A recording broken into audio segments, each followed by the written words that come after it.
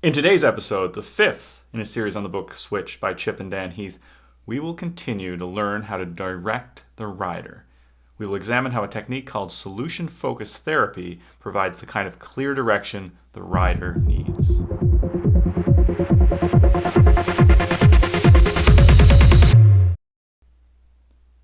In traditional therapy, a psychotherapist works with you to get to the roots of your current problem, often tracing it back to childhood. This takes time. A standard psychoanalysis might take weekly or twice-weekly sessions for 5 years. Solutions-focused therapists don't care about your childhood. They just want to solve the problem at hand. They start with what they call the miracle question. They say, "Can I ask you a sort of strange question? Suppose that you go to bed tonight and sleep well. Sometime in the middle of the night, while you are sleeping, a miracle happens, and all the troubles that brought you here are resolved. When you wake up in the morning, what's the first small sign you'd see that would make you think, well, something must have happened, the problem is gone?" Solution-focused therapists focus on the first hints of the change because they want to avoid grand, unattainable answers. They then ask the exception question. When was the last time you saw a little bit of the miracle, even for just a short time? An alcoholic would be asked, when was the last time you stayed sober for an hour or two? In answering, the client demonstrates to themselves that they are capable of solving their own problem. Solution-focused therapists believe that analyzing these exceptions will point to a workable solution. These exceptions are just like Jerry Sternan's bright spots. Just like the children in the Vietnamese village who were healthy despite the poverty, there are moments in an alcoholic's life when they are sober despite the cravings.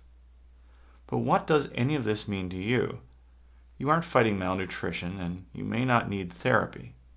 But if you're trying to change things and you learn to recognize bright spots, you can solve a fundamental mystery of change.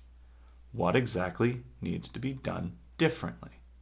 Suppose you work in HR and you are trying to get employees to give feedback more frequently. You host an off-site training program and every manager pledges to experiment with the new in-the-moment feedback style. Time passes and some managers tried it and love it. Some say they've been too busy to try it and some hate it. What now? The bright spots give you an action plan. Go investigate the successful managers. But first, eliminate any false bright spots. For example, you might find that a manager did not actually start giving more feedback, but started making more small talk, making him feel good, but annoying his reports. Not a real bright spot. A true bright spot may have set up reminders to provide feedback to every employee every week.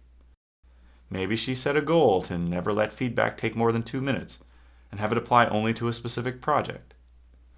Now that you've found your bright spot, try to clone it. Have the other managers shadow your bright spot, or have her coach them at the next offsite training event.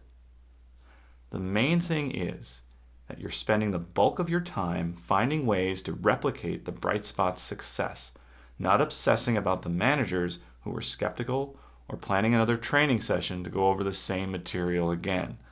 You're simply asking yourself, what's working and how can we do more of it? That's the bright spot's philosophy in a single question.